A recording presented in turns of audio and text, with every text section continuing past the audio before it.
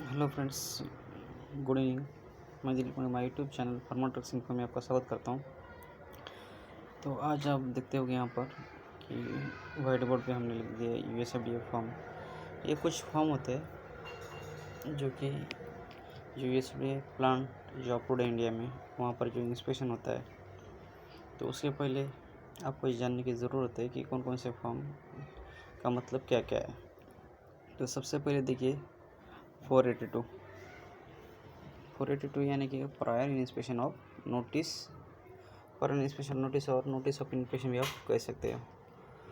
Okay, जब आने के पहले वो क्या करता है कि पर्टिकुलर कंपनी को बता दे कि हम सो एंड सो डेट को आएंगे और इस टाइम पे आएंगे, यानी कि इंटीमेशन करते हैं एक तरफ से।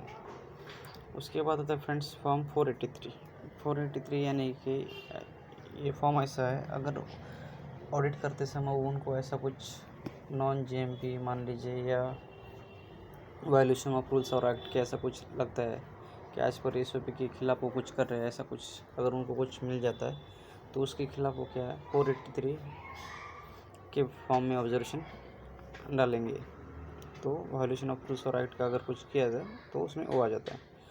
तो उसके बाद है फ्रेंड्स 484 ये जो फॉर्म होता है, अगर वो इंस्पेक्शन करते समय मान लीजिए उन्हें कुछ टैबलेट है जिसका स्टेबिलिटी सैंपल नहीं किया है, फॉर एग्जांपल बोल रहा हूँ मैं, कोई इंसेक्ट आपको अंदर मिल गया, तो ऐसा कुछ कोई भी सैंपल के तौर में वो क्या करते जो लेके जाएंगे तो पूरा 484 में वो मेंशन करेंगे कि सो एंड सो सैंपल हम लेके जा रहे हैं, वो पूरा उसका रिपोर्ट होता है।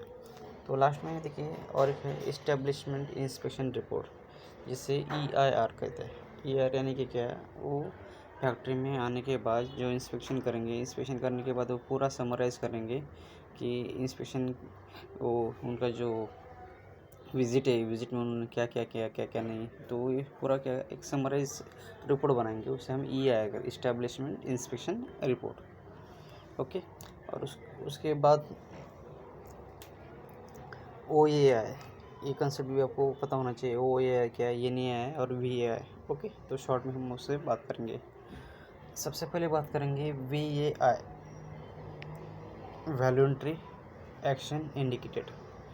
वॉलंटरी एक्शन इंडिकेटेड यानी कि उन्होंने मान लीजिए अगर कुछ इंस्पेक्शन करते समय उनको कुछ मिला, तो ऐसा नहीं है कि वो उनके गाइडलाइन में या एक्ट में हो, तो अपने हिसाब से वो आप इसमें हमें ऐसा लगता है कि आप ऐसा कीजिए, वो ऐसा कुछ सुझाव दे सकते हैं। ओके, वो कुछ यानी कि रूल्स और रेगुलेशन में वो पर्टिकुलर नहीं होता, लेकिन ये ऐसा किया तो आप बेहतर कर सकते हैं, इसका मतलब ऐसा है। तो वो हमको एक सजेशन देते हैं, उसको क्या बोलते हैं, वॉलंटरी एक्शन इंडिकेटेड। दूसरा है NAI, no action indicated. No action indicated यानी कि चाहे तो आप कर सकते हैं, अगर मत करो, अगर उन्होंने कुछ सुझाव दिया तो वो मैंडेटरी उतना नहीं होता है।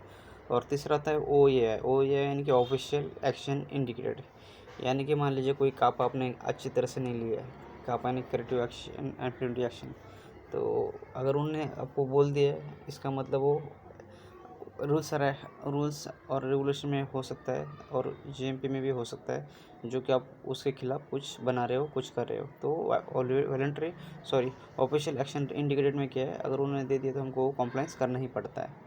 तो आज के फ्रेंड्स इस वीडियो के अंतर्गत हमने क्या क्या क्या देखा अभी तक। देखिए 482 यानी कि नोटिस ऑफ इन्फेक्शन, यानी कि आने के पहले कंपनी को नोटिस देते USFDA वाले कि हम सो एंड सो डेट और टाइम को आ रहे हैं। उसके बाद होता है 483 यानी कि आने के बाद अगर कुछ जो अपने जो रूल्स होते हैं वो रूल्स के खिलाफ आपने कुछ किया है, मान लीजिए मैन्युफैक्चरिंग नॉन वायलेशन, कुछ रूल्स और एक्ट ब्रेक करके आपने कुछ किया, तो ऐसा कुछ अपने कुछ आपका GMP प्रोसेस आपने फॉलो नहीं, ऐसा कुछ उनको ऑब्जर्व मिलता है तो 483 फॉर्म में वो देते हैं या लिखते हैं। उसके बाद होता है 484, जिसे हम उसके तहत वो क्या करते हैं, जो भी सैंपल है, जो भी उनको कुछ सैंपल वो यहाँ से कैरी करेंगे अपनी कंपनी से, तो उसका पूरा वो डिटेल्स उसमें लिखेंगे। लास्ट में हमने देखा था EIR इस्टेब्लिशमेंट इंस्पेक्शन रिपोर्ट, यानी कि पूरा समराइज़ करेंगे और उसमें पूरा समराइज़ करके हमें देते हैं रिपोर्ट। और वो छोटे देखा जाए तो 2-3 कंसेप्ट हमने देखा, वो ये है NAI और VAI, ये भी आपको समझ में आएगा। तो अभी लास्ट हम बात करेंगे वार्निंग लेटर और 483 में अंतर क्या है। सबसे पहले देखिए वार्निंग लेटर के उसमें आपने देखा होगा कि 483 फॉर्म के जो है होता है फॉर्म होता है उधर ही वार्निंग लेटर आपने बहुत सारे इसमें देखा होगा। सबसे पहले आपको ये समझना चाहिए कि वार्निंग लेटर और 483 में क्या डिफरेंस है, क्या अंतर है।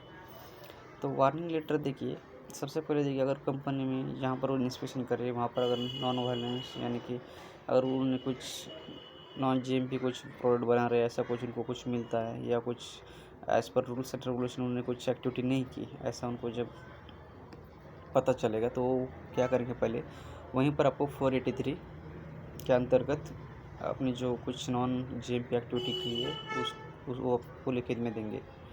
ओके, और वो बोलेंगे ये जो आपने किया गलत किया है, आपको एज़ पर रूल्स और रेगुलेशन के अंतर्गत उसको ठीक करना है। वो जो कहते हैं वो पूरा वो एज़ पर रिटन में देते 483 फॉर्म में। ओके, ये हो गया 483। अगर उनको लगता है कि बहुत ही कुछ कंपनी में जो चल रहा है आपके बहुत ही नॉन जीएमपी चल रहा है या बहुत ही आप कुछ रूल्स और रेगुलेशन में ऑलरेडी आप बहुत अपने हाई पैमाने पे अपने तोड़ा है, उसकी वजह से बहुत हाई इम्पैक्ट हो सकता है, तो उसी केस में क्या करता है वो वार्निंग लेटर इशू करता है। अगर आपने 483 में जो ऑब्जर्वेशन उसको एक तो आपने कॉम्प्लेक्स नहीं किया होगा तो, और कभी कभी क्या है डायरेक्टली वो भी वार्निंग लेटर इशू करते हैं अगर कुछ बड़ा कुछ उनको ऐसा लगता है कि बहुत कुछ गलत हो रहा है कंपनी में आपके। तो फ्रेंड्स, आशा करता हूँ इस छोटे से माध्यम से मैंने आपको ये सब कुछ फॉर्म्स कुछ कंसेप्ट हमने उस आज डिस्कस किए, और आशा करता हूँ ये आपको सब समझ में आए होंगे। तब तक के लिए फ्रेंड्स बाय, टेक केयर, मिलते हैं ऐसे नए वीडियो में।